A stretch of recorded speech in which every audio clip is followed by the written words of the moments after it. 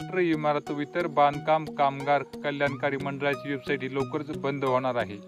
कारण ही तसंच आहे की मागे आपण पाहिलं की लोकसभा निवडणुकीच्या वेळेस आचारसंहिता जाहीर होताच ही वेबसाईट बंद करण्यात आली होती आणि आचारसंहिता संपल्यानंतर देखील महिना दीड महिना लागला ही वेबसाईट सुरळीत चालायला. त्यामुळे ही वेबसाईट त्या काळात बंद होती. आता देखील तसंच होणार आहे. आता विधानसभा लागणार आहे, त्यामुळे ही वेबसाईट बंद होईल.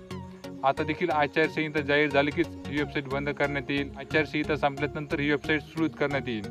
पण तोपर्यंत टाईम आहे. आचारसंहिता अजून काही जाहीर झाली नाही. तोपर्यंत कामगारांना जर या योजनेअंतर्गत अर्ज करत असेल तर त्यांनी लवकरात लवकर अर्ज करून घ्यायचा आहे. जर एखाद्या कामगारांचा अर्ज पेंडिंग पडा असेल तर का पेंडिंग पडायचे कारण शोधून त्याची पूर्तता करायला पाहिजे. ज्याच्याकडून एखादा कागदपत्र कमी पडा असेल तो लवकरात लवकर देऊन तो अर्ज मंजूर करून घेणे गरजेचे आहे.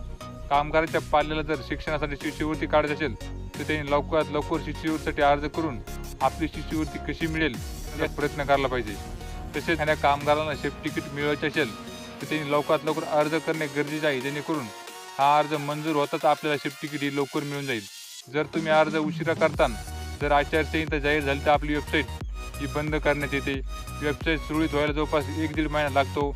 त्यामुळे आपले काम सगळे थांबते. जर कामगारांना यापैकी कोणतं जर काम करत असेल तर त्यांनी लवकरात लवकर काम करून घेणे गरजेचे आहे. जर ही माहिती तुम्हाला आवडली असेल तर व्हिडिओला नक्की लाईक करा. आपल्या बांधकाम कामगारांना नक्की शेअर करा.